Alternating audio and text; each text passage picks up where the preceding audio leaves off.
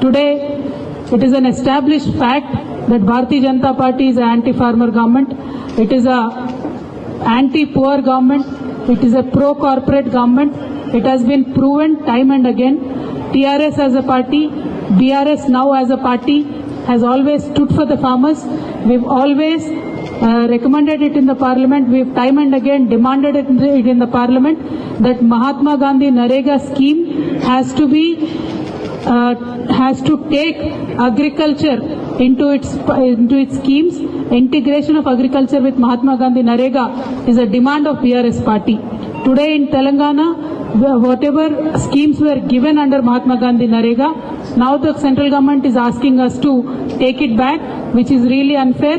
That is why we are going to hold a Mahadharna tomorrow across every district headquarter in Telangana.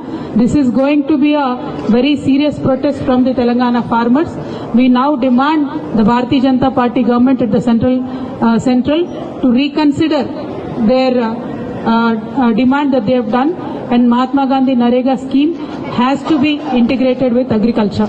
Otherwise, we see a lot of protests happening among the farmers. Today there is a latest reply in Rajya Sabha on 20th December, 2 days back. Once again establishing that the Bharatiya Janata Party is a pro-corporate, including the scheduled commercial banks and the public sector banks, both of them put together. The government has written off aggregate amount of 8,16,421 crores and 11,17,883 crores. Both of them put together 19,40,000 crores of loans of corporates have been waived off in this country. That is almost equivalent to 1 year's budgets of our country. My sincere request to the people of this country, we should now realize that the people, the government, the party which claimed that they will be chowkidars in this country were sleeping while these corporates were looting this country and going away. We do not need sleeping chowkidars.